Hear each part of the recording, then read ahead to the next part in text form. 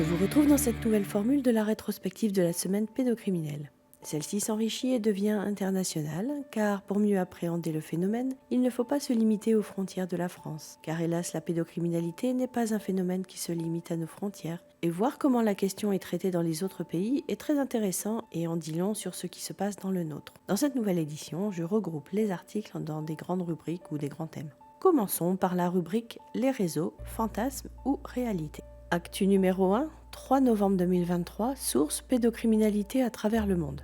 157 membres d'un réseau arrêtés en Pologne. 157 personnes arrêtées lors de l'opération Carlos menée contre un réseau de distribution de matériel pédopornographique. 500 000 fichiers pédopornographiques ont été saisis suite à la saisie de plus de 1200 appareils électroniques au cours de la perquisition de 275 domiciles. 6 femmes font partie des 157 personnes interpellées et détenues. Un seul était déjà enregistré comme délinquant sexuel avant cette opération, un photographe qui avait été impliqué dans 3 affaires d'abus, dont 2 impliquant des mineurs. Les autorités ont estimé que le réseau a profité des liens familiaux pour obtenir du matériel qu'ils ont ensuite partagé, parmi lesquels des photos et vidéos d'enfants âgés de 3 à 7 ans. Chaque année, plus de 2000 personnes sont condamnées en Pologne, sachant que la Pologne a une population de 38 millions de personnes. Récemment, un registre accessible au public a été créé qui collectionne les données personnelles, les crimes et les photographies de toutes les personnes reconnues coupables de maltraitance d'enfants. Actu numéro 2, 3 novembre 2023, source pédocriminalité à travers le monde. 2 Britanniques et un Néerlandais jugés dans le cadre d'un réseau européen. Angleterre, 2 Britanniques, Christopher Ben, 68 ans, et John Thorogood, 75 ans, ont été emprisonnés après que la NCA ait prouvé qu'ils faisaient partie d'un réseau européen dont les membres parcouraient l'Europe de l'Est, l'Afrique, le Maghreb et l'Asie pour violer des jeunes garçons. Ils sont apparus séparément dans des images et des vidéos saisies auprès d'un autre membre néerlandais du réseau. Des enquêtes sont en cours dans d'autres pays d'Europe. Christopher Ben a été condamné par la Crown Court de Chelmsford à 11 ans de prison pour avoir agressé sexuellement des garçons au Vietnam, sachant qu'il avait déjà été condamné à 9 ans de prison en 2020 pour avoir violé 9 garçons au Myanmar. Thorogood est déjà connu pour des condamnations de pédopornographie. Sur les images récupérées, on le voit en train de violer des garçons au Maroc en 2012. Sur son téléphone et son ordinateur ont été récupérés 200 000 fichiers pédopornographiques. Certains fichiers contiennent des garçons de moins d'1 an. Il a plaidé coupable. Le jugement sera rendu le 14 novembre. Le Néerlandais, âgé de 72 ans, a été condamné à 10 ans de prison aux Pays-Bas en 2021. Ce cinéaste amateur filmait les viols de Ben et Thorogood et les a distribués aux autres membres du réseau. Il avait lui-même violé des garçons au Sri Lanka, en Ukraine, en Moldavie et en Inde. Notre deuxième rubrique dans cette édition, la justice française.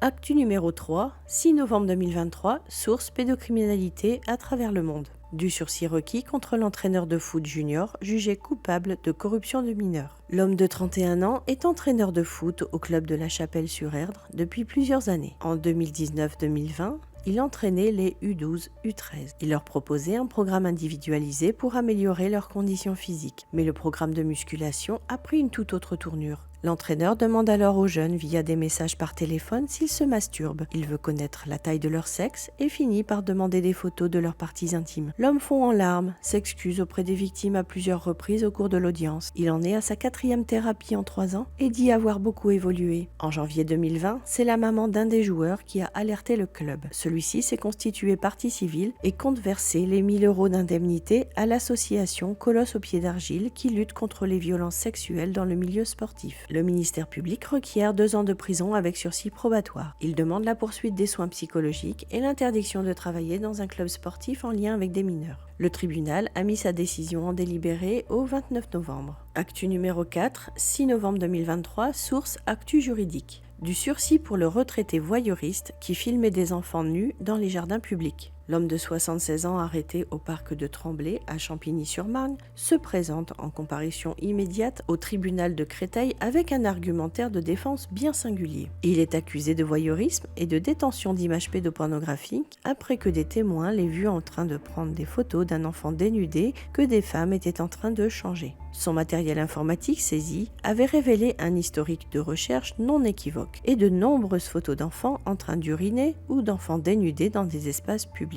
Comme il y avait aussi des photos de gros plans de fesses de femmes en short ou mini-jupe marchant dans la rue, le chef d'accusation de voyeurisme sur majeur a été rajouté. L'homme, pour se défendre, a prétendu vouloir dénoncer les parents qui laissent les enfants nus dans les jardins publics en disant que ce sont eux les pédophiles. Le tribunal le relaxe pour le voyeurisme sur majeur, mais le juge coupable pour le reste. Il écope de 12 mois avec prison avec sursis probatoire. Son nom sera rajouté au FIJAIS, une obligation de soins et l'interdiction de travailler avec des enfants pour 3 ans. Il devra indemniser les victimes, 1 000 € pour les parents de l'enfant de Tremblay, 500 € à chacun des 2 parents pour le préjudice moral et 400 € au titre des frais non payés par l'État. Actu numéro 5, 6 novembre 2023, source ici par France Bleu et France 3. Suicide de Lucas, les 4 adolescents relaxés en appel des faits de harcèlement. La Cour d'appel de Nancy a changé la décision prise par le tribunal pour enfants d'Épinay en juin dernier. Cette dernière avait à l'époque reconnu 4 adolescents coupables de harcèlement sur le jeune Lucas, ce collégien de Golbet dans les Vosges, qui s'est ensuite donné la mort en janvier dernier, sans toutefois établir de lien avec le suicide. Mais finalement, la Cour d'appel de Nancy a décidé de revenir sur cette décision. Les 2 garçons et 2 filles sont donc relaxés de ces faits de harcèlement. Maître Béatrice Founès, qui représente l'un des 4 adolescents, estime que les faits reprochés n'étaient pas du harcèlement, mais que ce n'était que des interactions entre adolescents. La famille de Lucas peut encore se pourvoir en cassation pour contester la décision. C'est d'ailleurs ce qu'elle va faire prochainement. L'avocate de la famille regrette que la cour d'appel, malgré le fait qu'elle ait bien retenu les propos homophobes intolérables des adolescents, n'ait pas pu aller au bout de son raisonnement pour prouver l'altération de l'état de santé de Lucas, puisque celui-ci s'est suicidé. Actu numéro 6, 7 novembre 2023, source Sud-Ouest. Accusé d'attouchement sur sa fille, Franck Lavier, condamné à 6 mois de prison avec sursis. Le tribunal correctionnel de Boulogne-sur-Mer a condamné Franck Lavier, l'un des acquittés d'Outreau, à 6 mois d'emprisonnement avec sursis pour une agression sexuelle commise sur sa fille alors qu'elle était mineure. Le jugeant coupable d'attouchement sur les seins de sa fille, le tribunal l'a condamné à 6 mois d'emprisonnement avec sursis simple, une décision conforme aux réquisitions lors du procès du 22 septembre. Il s'agissait du seul fait retenu par l'accusation car la jeune femme avait retiré l'essentiel de ses accusations en pleine audience. La peine prononcée a été assortie d'une inscription au FIJAIS. Sa fille, qui l'avait accusée en 2016 alors qu'elle avait 16 ans, avait affirmé au procès avoir menti si longtemps par crainte des conséquences pour fausse déclaration. Concernant les attouchements au sein, la jeune femme, une mère de 4 enfants âgée de 24 ans, avait considéré au procès qu'il s'agissait d'un jeu en passant, pouet-pouet camion, mais qui la mettait mal à l'aise. « Je n'ai rien à me reprocher », avait lancé à l'audience Franck Lavier, 45 ans, avant les rétractations de sa fille. Franck et Sandrine Lavier, divorcés mais vivant ensemble, font partie des accusés d'Outreau. Lui a été condamné en 2004 à 6 ans de prison pour le viol de sa belle-fille par la cour d'assises du Pas-de-Calais, puis acquitté l'année suivante par la cour d'appel de Paris. Franck et Sandrine Lavier ont déjà été condamnés en 2012 à 18 mois de prison pour des maltraitances sur leur fille aînée et son petit frère, dénoncés par les enfants l'année précédente. L'affaire des viols d'enfants d'Outreau a abouti à un fiasco judiciaire. Après 2 procès aux assises en 2004 et 2005, 13 des 17 accusés ont été acquittés, mais il reste tout de même les 14 enfants reconnus victimes par la justice. Actu numéro 7, 7 novembre 2023, source BFM TV. Un Français jugé pour viol sur mineur en Malaisie, condamné à 20 ans de réclusion. Jean-Christophe Queneau, ce Français de 55 ans installé en Asie depuis 1990, a été condamné à 20 ans de réclusion criminelle par la Cour criminelle départementale de Paris pour une première série de viols et agressions sexuelles commis sur des enfants de 10 à 17 ans en Malaisie. Il avait été interpellé en France en mars 2019 après avoir été arrêté début février en Thaïlande dans une chambre d'hôtel avec 2 jeunes garçons de 14 ans. Grâce au paiement d'une caution, il avait pu prendre la fuite et se réfugier en France où il avait été accueilli chez sa mère. Dans ses bagages, Jean-Christophe Queneau détenait 100 000 vidéos à caractère pédopornographique. Des images de l'ensemble de ses rencontres avec ces jeunes victimes qu'il conservait depuis des années. Il consignait également tous les détails des pratiques sexuelles imposées aux garçons dans des carnets. Des enquêteurs ont passé 5000 heures à regarder ces vidéos pour la simple période 2014-2017 en Malaisie pour tenter d'identifier les victimes. Dans un autre dossier qui avait été disjoint lors de l'instruction, Jean-Christophe Queneau est soupçonné de centaines d'autres viols et agressions sexuelles en Thaïlande, Inde, Sri Lanka, Philippines et Indonésie. D'autres procès sont donc à venir. Passons à la rubrique suivante, pédocriminalité internationale. Actu numéro 8, 3 novembre 2023, source Le Faso. Burkina Faso, un sexagénaire écope d'une peine d'emprisonnement de 11 ans pour viol aggravé sur une mineure de 9 ans. Le premier dossier, jugé par la chambre criminelle de la cour d'appel de Ouagadougou au tribunal de grande instance Ouaga 2, est un crime et l'accusé, un sexagénaire, est poursuivi pour des faits de viol aggravé sur une mineure de 9 ans qui remonte à 2018. L'attention de la mère de la victime a été attirée un jour alors que l'accusé était de passage chez eux. Ce dernier a soulevé la jupe de sa fille qui l'a repoussée à tour de bras. Instinct maternel ou non, en tout cas, elle a, en plus du geste déplacé du visiteur, conclu que l'attitude de sa fille était loin d'être anodine. Ayant réussi à tirer les verres du nez de sa fille, elle découvre alors que celui-ci avait eu des rapports sexuels avec sa fille 2 ans auparavant, alors qu'elle n'était alors âgée que de 9 ans. Elle fait constater par un médecin l'absence d'hymen et la présence de rougeurs prouvant des viols et porte plainte. La victime n'était pas présente au procès et le président a lu les déclarations qu'elle a faites. Elle montre comment son agresseur l'attirait chez lui pour la violer. La première fois, il m'a dit qu'il voulait m'envoyer payer du café. Quand j'ai tendu mon bras pour prendre l'argent, il tendait son bras puis le retirait en reculant d'un pas. Et une fois que j'étais dans son atelier, il me soulevait et m'emmenait dans sa chambre qu'il refermait. La deuxième fois, il m'a dit qu'il voulait me donner une mangue. Quand je suis allée dans son atelier, il m'a dit qu'elle se trouvait dans la chambre et que je pouvais rentrer la prendre. Mais quand je suis rentrée, il m'a rejointe là-bas et a refermé la porte. Il me mettait sur ses cuisses, me ceinturait avec ses bras et faisait rentrer et sortir son sexe plusieurs fois. Les jurés ont reconnu l'accusé coupable des faits de viol aggravés avant de le condamner à une peine d'emprisonnement et à une amende, le tout ferme. Il faut savoir que la peine de 11 ans est le minimum dans le cas de viol aggravé au Burkina Faso. Actu numéro 9, 6 novembre 2023, source Wanted Pédo. Portugal, l'Église punit un prêtre qui a révélé les abus sexuels sur des enfants de 12 autres prêtres. L'Église portugaise a créé une commission indépendante pour enquêter sur les abus commis sur des mineurs par ses membres. Le curé Joachim Nazaré a utilisé ce mécanisme pour dénoncer 12 curés, certains encore actifs, qui auraient abusé d'enfants. Il s'est également adressé au bureau du procureur et à certains médias. Maintenant, c'est lui qui est puni. 3 juges diocésains du tribunal patriarcal de Lisbonne l'accusent de mensonge, de préjudice illégitime de bonne réputation et de diffamation pour avoir ouvertement visé le prêtre Nuno Aurélio dans des médias publics. Lorsqu'il était encore curé dans la région métropolitaine de Lisbonne, Aurélio, toujours en poste à Paris, a fait l'objet d'une enquête de la justice civile et canonique après avoir été dénoncé par des parents d'un catéchiste pour avoir abusé de leur fils en 1994. Une plainte qui est intervenue 19 ans après les faits allégués, alors qu'ils auraient déjà expiré, et 16 ans après le suicide du jeune homme en 1997. Suite à cette plainte, la justice portugaise n'a pas condamné Nuno Aurélio, car prescription des faits. C'est d'ailleurs suite à cette plainte que le père Nuno Aurélio a été déplacé par l'Église portugaise à Paris dans les fonctions de recteur du sanctuaire Notre-Dame de Fatima. Nuno Aurélio s'est plaint à la justice ecclésiastique que, déjà en 2022, Nazaré avait rendu son nom public, étant donné que la justice portugaise a relaxé Nuno Aurélio. Nazaré a été condamné à se rétracter publiquement par la voie diocésaine et à indemniser Aurélio. Le cas Nuno Aurélio est l'un des cas vérifiés par la commission indépendante chargée d'enquêter sur les abus dans l'Église. Au total, 512 témoignages ont été vérifiés à travers lesquels il a été établi qu'au moins 4815 enfants ont subi des abus sexuels de la part de prêtres au Portugal depuis les années 50. Seules 25 affaires ont été renvoyées au parquet, mais il n'y a toujours pas d'accusation formelle, faute de preuves ou de prescription. L'Église a démis 9 prêtres de leurs fonctions.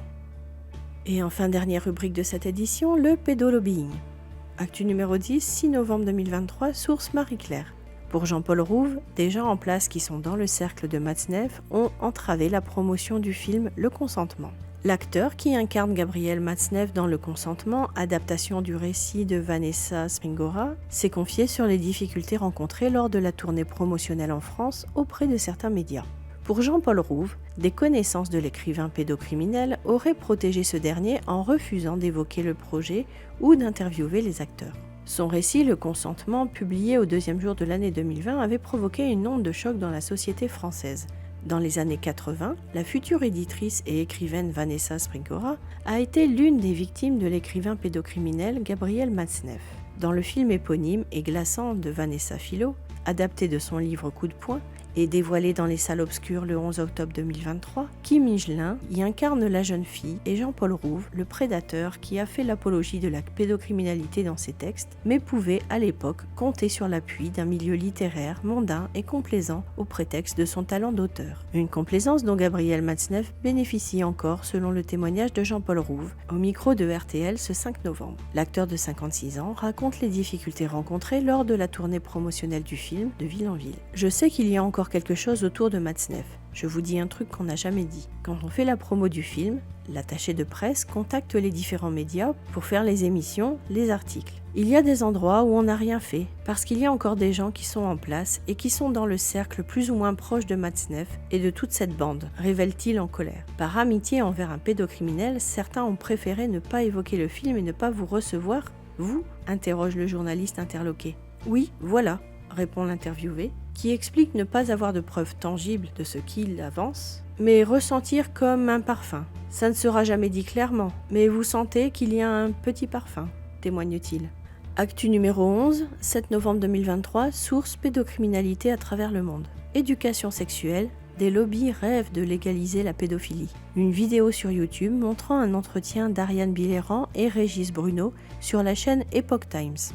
Cette émission, en forme de décryptage, a le mérite de poser calmement et factuellement la problématique de la sexualisation des enfants, voulue par un lobby pédo depuis Kinsey. Maintenant, c'est l'OMS qui est à l'œuvre de ce projet sordide. Ariane Biléran est philosophe, psychologue clinicienne et docteur en psychopathologie. Spécialisée dans l'étude de la psychopathologie du pouvoir, de la manipulation, de la perversion, de la paranoïa, du harcèlement et du totalitarisme, elle est l'auteure d'une trentaine d'ouvrages et donne régulièrement des conférences en lien avec ces thèmes. Elle est notamment l'auteure du livre « L'imposteur des droits sexuels », dans lequel elle fait le bilan des dérives déjà existantes en France au travers de l'éducation à la sexualité et décrypte également les mécanismes pervers à l'œuvre dans le cadre de la transgression sexuelle des enfants et des adolescents. Régis Bruno est psychiatre et pédopsychiatre, ancien chef de clinique à la faculté de médecine de Paris et ancien maître d'enseignement et de recherche à l'université de Lausanne. Au cours de sa carrière, il a été expert auprès des tribunaux dans le cadre d'affaires de pédocriminalité. Le docteur Bruno a aussi écrit plusieurs ouvrages consacrés à la pédiatrie, dont Préserver l'innocence des enfants,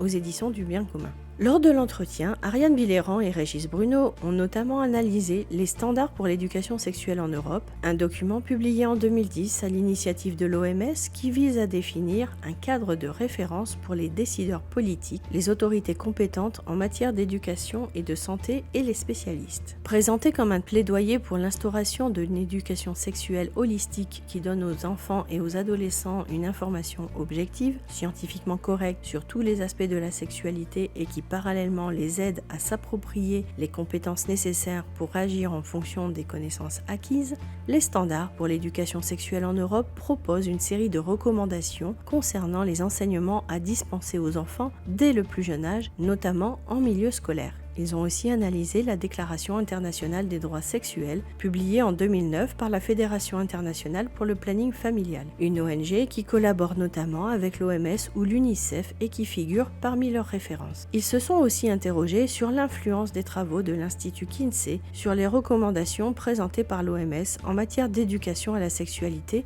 et sur la séduction exercée par ces théories dans le cadre des politiques publiques menées dans les domaines de l'éducation et de la santé. Voici un timecode des questions abordées si vous ne voulez pas tout regarder.